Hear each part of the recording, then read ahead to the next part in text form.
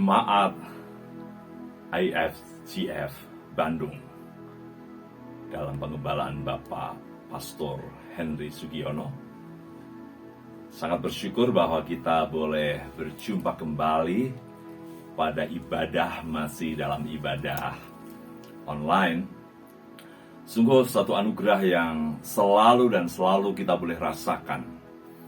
Walaupun beberapa saat ini kita merasakan bahwa COVID-19 khususnya Delta sudah melandai dan kemudian diikuti oleh ancaman baru yaitu COVID-19 Omicron.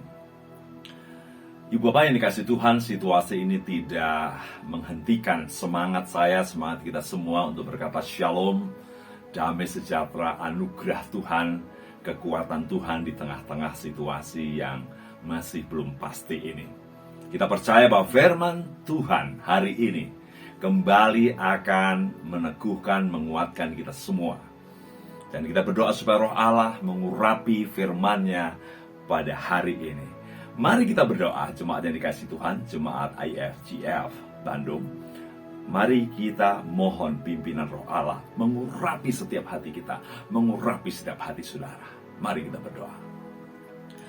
Bapa Surgawi, Allah yang hidup, Allah yang berkuasa, yang di dalam nama Tuhan Yesus Kristus seluruh hidup kami berpusat, berporos, dan hidup kami dibangun menuju kepada kehidupan yang penuh dengan kemuliaan.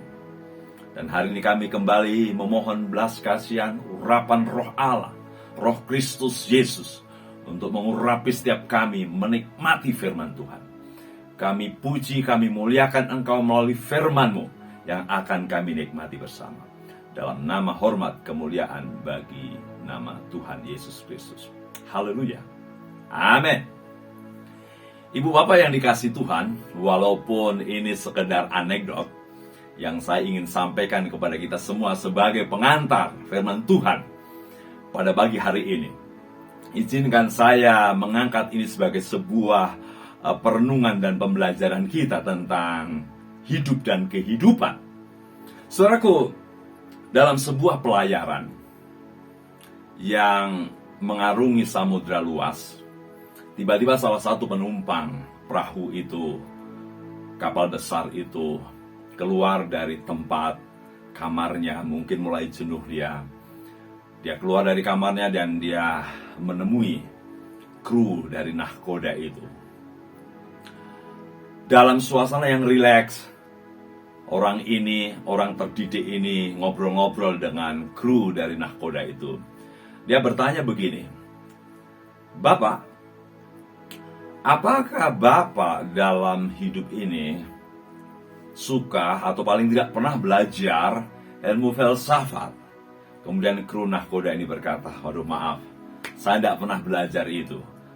Langsung disaut oleh seorang yang terdidik ini tadi yang ingin refresh keluar dari kamarnya. Dia bilang apa? "Sayang sekali, separuh dari hidup Bapak hilang karena Bapak tidak menikmati betapa indahnya hidup belajar filsafat. Itu ilmu yang sulit, ilmu yang tidak semua orang bisa. Saya menikmati itu dan saya merasa hidup saya berarti." Kemudian berlanjut kembali, seorang yang terdidik ini menyampaikan pertanyaan kedua kepada kru nahkoda ini. "Kalau matematika apakah Bapak belajar?" "Minta maaf," jawab kru nahkoda tadi, "sama, saya tidak belajar matematika, saya tidak punya pengetahuan tentang matematika, nilai saya kurang bagus matematika." Aduh, sayang sekali. Matematika ilmu yang luar biasa. Orang-orang yang belajar matematika dianggap sebagai orang yang cerdas sekali. Lagi-lagi separuh hidup Bapak hilang kesempatan yang indah dan istimewa belajar sebuah ilmu yang namanya matematika. Halu, sayang Pak, sayang Pak. Saudaraku, dalam anekdot ini entah mengapa dari jauh muncullah gelombang besar.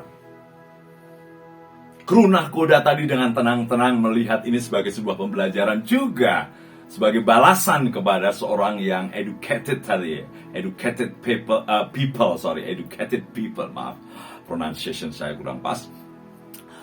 Dia berkata begini, "Bapak, Dia balas dengan sebuah pertanyaan. Apakah dalam hidup Bapak pernah belajar berenang? Mungkin tidak harus mengarungi samudra, tapi mungkin berenang di kolam renang atau di tampungan air besar. Kemudian jawab educated people ini, maaf, saya tidak bisa berenang, saya takut air, saya tidak bisa berenang. Oh, sayang sekali, seluruh hidup Bapak akan habis dan Bapak kehilangan seluruh hidup Bapak. Lihat di sana, ombak besar itu bisa mengombang-ambingkan perahu dan tenggelam, dan karena Bapak tidak belajar berenang, maka seluruh hidup Bapak akan hilang. Saudara dikasih Tuhan, anekdot ini cukup menarik ya. Pertanyaan tentang hidup dan apa yang paling penting dalam kehidupan ini, dan bagaimana memahami hidup ini. Tidak sedikit, banyak orang, bahkan orang Kristen, yang tidak memahami betul hidup dalam kenyataan ini. Sesungguhnya dalam kenyataan itu hidup itu apa? Apa yang dikejar? Apa yang diutamakan? Apa yang diprioritaskan? Apa yang menjadi siang dan malam itu dipikirkan, direnungkan, dan dikejar? Saudaraku dikasih Tuhan, dimanapun jemaat berada, jemaat IFGF Bandung, kita perlu setiap waktu merenungkan kembali, dan hasil renungan ini menjadi kendali bagi hidup kita. Apa sesungguhnya yang harus nyata, real, yang harus kita kejar dalam kehidupan ini? Dalam tema yang sangat luar biasa, yang saya percaya akan memberkati dan menjadi bahan perenungan saudara. A life in clarity. Hidup di dalam kejelasan. Ini tema ini mengusik, karena begitu banyak orang tidak jelas mengapa hidup dan harus apa yang dikejar, apa yang dipentingkan, apa yang diutamakan. Terlalu banyak orang sadar dirinya hidup, ya hidup, bernafas, tiap hari bergerak, bertumbuh, tapi nggak tahu apa sesungguhnya hidup ini. Untuk apa, demi apa, bergerak kemana. Inilah persoalan kejelasan dalam hidup. Dalam tema Life in Clarity, kita akan merenungkan apa sesungguhnya yang patut ibu bapak sekalian tangkap dan pegang sebagai sebuah kekuatan hidup menjalani masa-masa yang masih terus banyak gelombang persoalan COVID-19, apalagi varian Omicron. Tetapi kalau engkau tahu hidup dalam kenyataan itu apa dan apa yang harus dikejar, saya percaya persoalan kita bukan apa yang di sekitar kita. Persoalan kita adalah bagaimana kita memahami hidup ini sesungguhnya. Mari kita membuka bagian firman Tuhan yang terambil dari Kisah Para Rasul pasal 1 ayat 3. Sebuah dialog, perbincangan antara Tuhan Yesus yang dilaporkan oleh Lukas, ya, setelah Tuhan Yesus bangkit dari kubur. Kisah Rasul pasal 1 ayat 3, demikian bunyi firman Tuhan. Bapak Ibu yang ada di rumah, silahkan cermati bagian-bagian firman Tuhan. Buka, baca sungguh-sungguh, punya intensitas respon yang sungguh-sungguh, punya kerinduan untuk menangkap message dari firman Tuhan ini. Demikian bunyi firman Tuhan, Kisah Rasul pasal 1 ayat 3. Kepada mereka ia menunjukkan dirinya setelah penderitaannya selesai, dan dengan banyak tanda ia membuktikan bahwa ia hidup. Sebab selama 40 hari ia berulang-ulang menampakkan diri dan berbicara kepada mereka tentang kerajaan Allah. Haleluya. Saudara yang dikasihi Tuhan, Lukas tidak hanya melaporkan kehidupan Yesus pada bukunya yang pertama, yaitu Injil Lukas. Dalam bagian yang pertama di Injil Lukas itu jelas sekali di Kisah Rasul diberitahukan, dalam bukuku yang pertama aku menulis tentang segala sesuatu yang dikerjakan dan diajarkan Yesus sampai hari ia terangkat. Sebelum itu ia telah memerintahnya oleh Roh Kudus kepada rasul-rasul yang dipilihnya. Jadi memang buku ini adalah kelanjutan, saya menyebutnya sebagai jilid kedua tentang kehidupan Yesus. Dan pada kitab Kisah Rasul yang adalah juga tulisan Lukas melaporkan tentang kuasa kehidupan Yesus yang kemudian mengubah murid-muridnya. Murid-murid yang menjadi yang tadinya pengecut, underdog, unpredictable, naik turun, ups down.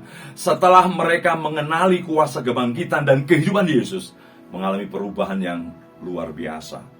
Mereka menjadi orang-orang yang berani, orientasi hidupnya berubah, pengenalan dirinya, pengenalan kehidupannya berubah, sampai mereka tahu persis apa yang harus dilakukan, apa yang harus dikerjakan sampai pada kematiannya. Dan kisah Rasul ini dimulai dengan laporan tentang perbincangan Yesus pada periode 40 hari. Dalam terjemahan bahasa Inggris disebut sebagai during days 40. Jadi 40 hari, sebuah masa, sebuah waktu yang agaknya disengaja untuk menjadi waktu. Pertama adalah di sini Tuhan ingin memastikan dan meyakinkan tentang persoalan dia bangkit, dia hidup.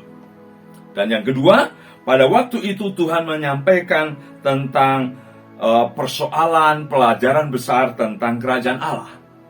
Saudaraku dikasih Tuhan, ibu bapak yang dikasih Tuhan, mari kita perhatikan baik-baik pada bagian ini. Mari kita perhatikan sungguh-sungguh dari ayat ini. Dari ayat ini, kita sedang diajak untuk memahami sekitar persoalan kehidupan atau hidupnya Yesus kembali. Setelah 3 hari, dia ada di kubur. Setelah 3 hari, dia mengalami penderitaan dimulai dari kayu salib, mati, puncaknya adalah kematian. Sepertinya bagi mereka. Tetapi sesungguhnya bukan kematian puncaknya. Puncaknya adalah kebangkitan, yaitu hidup. Saudaraku dikasih Tuhan, saya kira dalam minggu-minggu sengsara, mungkin sebelum hari kebangkitan, semua orang berkata, selesai sudah. Seperti semua orang bahwa hidup berakhir kepada kematian. Hidup dikalahkan kematian. Hidup tidak sanggup untuk mengatasi kematian. Bahkan kematian yang dialami Yesus adalah kematian yang remuk, hancur. Saya menyebutnya sebagai dihancurkan, puncaknya mati. Segala sesuatu seperti mau berakhir. Tetapi dalam peristiwa kebangkitan itu luar biasa, spektakuler. Kehidupan ternyata tidak dikalahkan oleh kematian, tetapi kehidupan memenangkan kematian. Disinilah kita dapat makna yang dalam tentang hidup dalam Kristus, tentang kejelasan hidup sebagai orang percaya. Saya berharap saudara dan saya menjadi jelas tentang arti makna hidup, kejelasan hidup yang saudara sedang jalani. Jangan engkau tidak jelas. Mengapa saya hidup? Untuk apa saya hidup? Dan kemana saya akan terus melanjutkan kehidupan? Saudaraku, dalam peristiwa ini 3 hal yang patut kita simak. Satu adalah betapa pentingnya, ini kejelasan pertama, betapa pentingnya kehidupan yang menang atas maut. Betapa pentingnya atau sedemikian pentingnya kehidupan yang menang atas maut. Saudaraku dikasihi Tuhan, Tuhan Yesus bukan sekedar ingin membuktikan bahwa dia hidup. Tuhan Yesus bukan sekedar mau membuktikan saya masih bisa hidup, kan? Tetapi dalam teks ini, bahkan dalam kombinasi konteks jauh, konteks dekatnya, jelas bahwa kehidupan Yesus yang esensinya adalah kebangkitan Yesus dari kematian, adalah berita tentang bahwa hidup itu penting, hidup itu harus diperjuangkan, bahkan kematian harus dikalahkan. Nah, ini dia. Inilah kenyataan pertama yang saudara dan saya harus pahami dalam tema kita Alive in Clarity. Jadi saudara hidup dalam sebuah kejelasan. Ya saudaraku dikasih Tuhan, hidup belajar dari berita perbincangan Yesus 40 hari 40 malam pada peristiwa sebelum hari Pentakosta sebagai sebuah pembuktian bahwa kalau saya boleh pinjam dalam gaya dialog kita, you perlu tahu saya betul-betul hidup, saya sudah menang. Ini buktinya. Bahkan kata-kata pembuktian itu adalah keyakinan. Ini nyata, ini real, ini historis, ini bukan mimpi. Ya. Karena hidup itu penting, maka kebangkitan bukan mimpi. Karena hidup itu penting, maka kebangkitan bukan ilusi. Kebangkitan adalah realitas. Kalau kebangkitan menjadi hidup hanya mimpi, hanya ilusi, apa gunanya kita memperdebatkan hidup yang pada dasarnya mati? Luar biasa, saudara. Ini yang pertama yang patut saudara renungkan, ibu bapak renungkan. Betapa pentingnya hidupmu. Betapa pentingnya hidup saudara dan saya. Ini realitas, ini kejelasan yang patut Anda dan saya tangkap baik-baik. Maka saya selalu diyakinkan, saudara, kehidupan itu desain Tuhan. Tuhan menciptakan untuk manusia hidup, diberi nafas. Bahkan hidup lama, dosa mengganggu, memperdayai, sehingga kehidupan yang indah, yang kekal itu harus merosot melalui kematian. Jadi sesungguhnya saudaraku dikasih Tuhan, kematian itu bukan tujuan utama Tuhan. Kematian itu adalah dampak dari dosa yang mengganggu gugat kenikmatan, keindahan hidup. Maka sampai hari ini saya terlalu yakin, nggak boleh ada orang yang bagaimanapun kondisinya diharapkan, didoakan, apalagi diberikan mercy killing. Ya, karena sudah tidak sanggup, sudah tidak berdaya, sudahlah kita doakan untuk mati saja. Untuk ketemu Tuhan kan jauh lebih baik. Padahal ini mungkin frustrasi. Dan tidak sedikit dalam dunia medis bisa jadi orang frustrasi. Saya kira kita perlu beri dulu istilahnya eutanasia. Tidak. Di dalam Yesus Kristus hidup sedemikian penting. Itu sebabnya Yesus berjuang, mati di kayu salib, dikuburkan dan bangkit kembali. Amin. Amin, saudaraku. Ada orang-orang di sekitarmu, orang tuamu, saudaramu, mungkin cacat, mungkin kurang, mungkin tidak berharga kata orang. Tapi tidak boleh ada terbersit dalam pikiran saudara, dia tidak layak hidup. Dosa sekali. Karena Tuhan ingin kehidupan itu betul-betul dihargai. Sebagaimana Yesus begitu luar biasa membuktikan bahwa hidup itu sangat-sangat penting. Yang kedua, saudaraku, hidup ini berorientasi memang pada kenyataan kuasa kebangkitan. Hidup ini, alive ini, kenyataannya harus berorientasi pada kuasa kebangkitan. Saudara coba lihat dalam Yohanes pasal 20 ayat 31. Tetapi semua yang tercantum di sini telah dicatat supaya kamu percaya bahwa Yesus ialah Mesias, Yesuslah Mesias, Anak Allah, dan supaya kamu oleh imanmu beroleh hidup dalam namanya. Jadi kebangkitan Yesus, kuasa kebangkitan untuk hidup menjadi dasar bahwa setiap orang yang beriman kepada Anak Allah, Sang Mesias itu, dia mendapatkan hidup sejati. Dia mendapatkan kekuatan untuk mengatasi hidup. Jadi peristiwa sharing, diskusi, pelajaran Tuhan Yesus 40-an hari itu adalah mau memberitahukan, ini loh hidup baru yang kau akan alami. Setiap orang yang percaya Yesus Kristus, dia beroleh kuasa kebangkitan. Itu semuanya Paulus dalam Filipi pasal 3. Kalau tidak salah tepatnya ayat 8 sampai ayat 10. Saudara, izinkan saya membuka bagi saudara sekalian. Filipi pasal 3, ibu bapak yang dikasih Tuhan. Ya, mari kita perhatikan baik-baik. Paulus sampai mengalami pergeseran nilai, pergeseran orientasi hidup setelah berjumpa Yesus yang bangkit. Perhatikan. Malah segala sesuatu kuanggap rugi karena pengenalan akan Yesus Kristus Tuhan kita. Yesus Kristus Tuhanku lebih mulia daripada semuanya. Oleh karena dialah aku telah melepaskan semuanya itu dan menganggapnya sampah supaya aku memperoleh Kristus. Dan berada dalam dia bukan dengan kebenaranku sendiri karena mentaati hukum Taurat, melainkan dengan kebenaran karena kepercayaan kepada Kristus. Yaitu kebenaran yang Allah anugerahkan berdasarkan kepercayaan. Yang ku kehendaki ialah mengenal dia dan kuasa kebangkitannya dan persekutuan dengan penderitaannya, di mana aku menjadi serupa dengan dia dalam kematiannya. Luar biasa. Dan ayat 11 menarik, dalam kebangkitannya, dalam kematiannya dan kebangkitannya. Lihat Paulus, imannya pada Kristus cocok dengan Yohanes 20 ayat 31. Kepercayaan pada Yesus Sang Mesias membuat Paulus menikmati hidup kekal itu. Hidup yang menang atas kebangkitan. Hidup yang berorientasi atas kebangkitan. Hidup yang meninggalkan nilai-nilai lama, yang menghancurkan, yang merusak. Hidup yang mengarah kepada nilai baru. Wah, luar biasa saudara. Jadi berita tentang, sharing tentang kebangkitan Yesus dan Yesus yang hidup 40 hari 40 malam, Saya kira pemberitaan Yesus, sebagaimana Yesus mau supaya setiap orang yang percaya pada Dia, seperti Dia bangkit, demikian juga orang percaya dibangkitkan dari kematian, ya, tetapi memperoleh hidup kekal. Saudaraku, luar biasa. Maka istilah-istilah menjadi ciptaan baru, hidup baru, itu bahasa orang Kristen.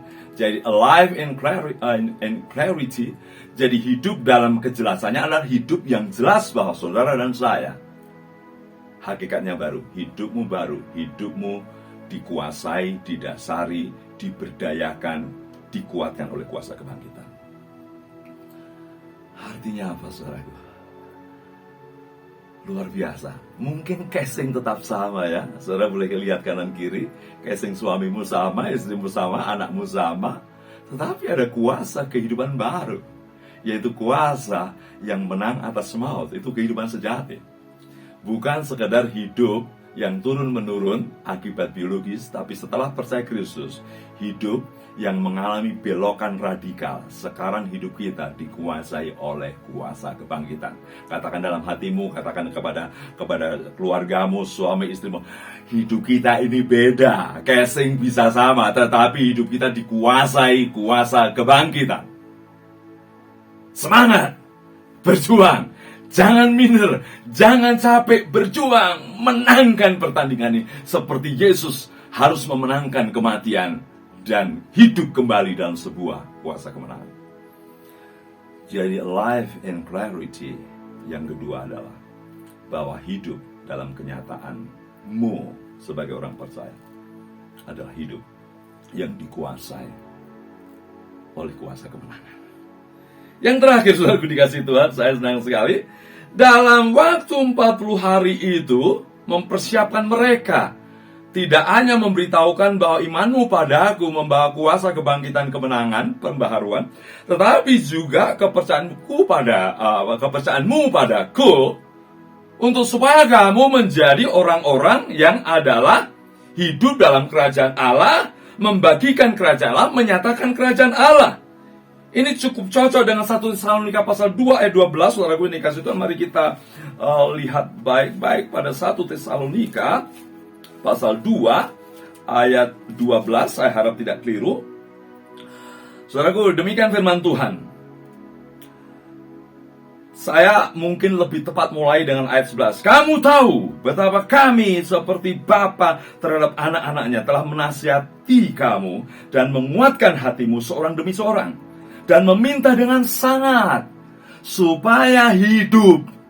Lihat, supaya kamu hidup sesuai dengan kehendak Allah yang memanggil kamu ke dalam kerajaan dan kemuliaannya. Luar biasa. Yesus tidak hanya sharing bahwa hidup penting setelah peristiwa kebangkitan itu. Yesus tidak hanya mau membagikan bahwa kuasa kebangkitan inilah dasar landasan yang dikejar oleh orang percaya, dan orang percaya mengalami kuasa kebangkitan, tetapi hidup ini kenyataannya berkaitan dengan apa? Kita masuk dalam arena kerajaan Allah. Oh, luar biasa. Saya menjadi jelas ketika Yesus mengajarkan doa, datanglah kerajaanmu, jadilah kehendakmu di bumi seperti di sorga. Ini bukan hanya pekerjaan Yesus one man show, tapi pekerjaan yang dituntaskan oleh orang-orang percaya dalam hidupnya. Artinya hidup orang percaya, hidup kita semua adalah hidup yang bergerak bagi, terlibat, menuangkan kemuliaan Tuhan. Wah, keren, man. Keren, Bapak Ibu sekalian. Bahasa gaul sekarang luar biasa. Bahwa Anda dan saya tidak hanya hidup dalam kenyataannya sudah ditebus, mengalami kuasa kebangkitan, tetapi dalam kenyataannya hidup Anda dan saya adalah bagian dari kerajaan Allah. Hidup saudara dan saya adalah bagian dari menyatakan kerajaan Allah. Luar biasa. Kerajaan Allah tidak harus dipromosikan, dinyatakan, digelar oleh para malaikatnya, tapi kerajaan Allah yang diseringkan Tuhan Yesus adalah kerajaan yang dibawa, yang Tuhan memandatinya kepada orang-orang pada saudara dan saya.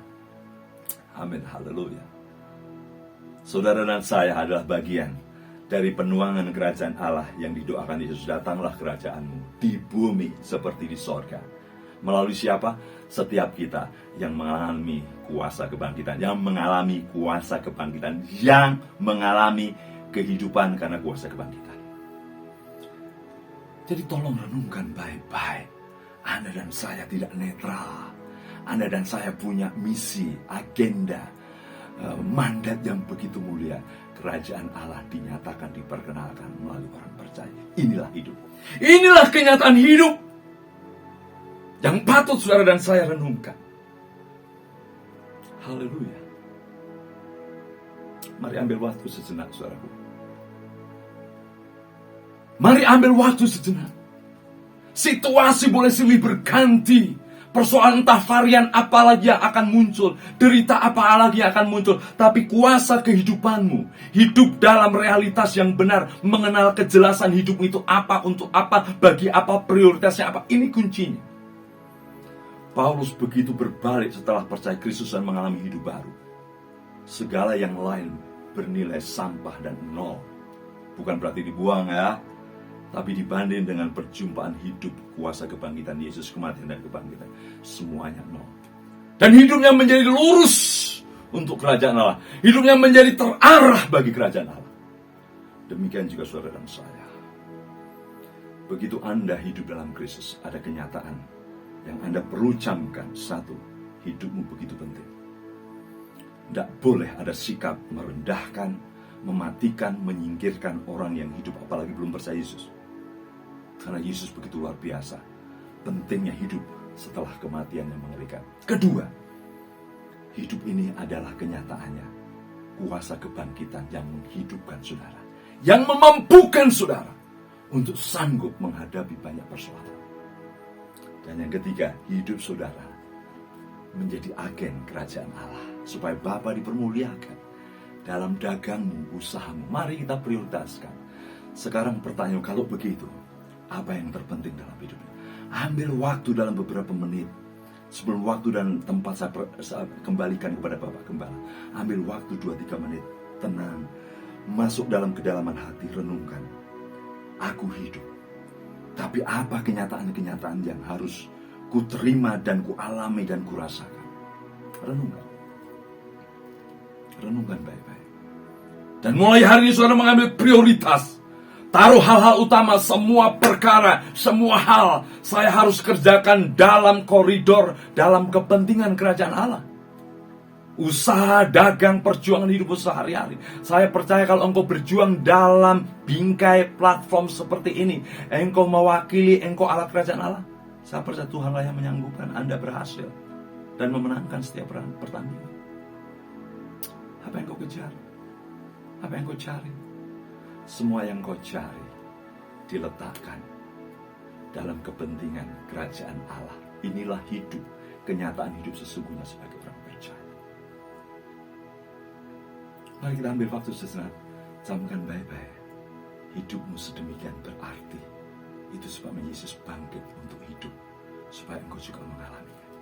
Kedua, hidupmu dalam kenyataannya dikuasai oleh kuasa kebangkitan. Maka jangan putus asa, jangan minder, jangan menyerah. Ketiga, kenyataan dalam hidup saudara yang patut engkau prioritaskan.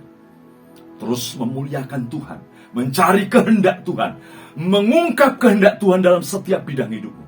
Karena Anda adalah agen kepanjangan kerajaan Allah.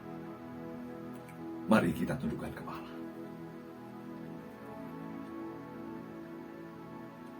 Ambil 1-2 menit, renungkan dalam-dalam. Syukuri hidupmu. Alive in clarity. Hidup dalam kejelasan sesuai dengan firman Tuhan. Terpuji namamu Tuhan Yesus. Engkau akbar, engkau besar, yang sudah mengubah hidup kami menjadi hidup dalam kenyataan-kenyataan yang benar. Prioritas yang benar. Mana yang paling penting? Terima kasih buat hidup ini. Terpuji namamu buat selama-lamanya, Tuhan Yesus Kristus. Amen.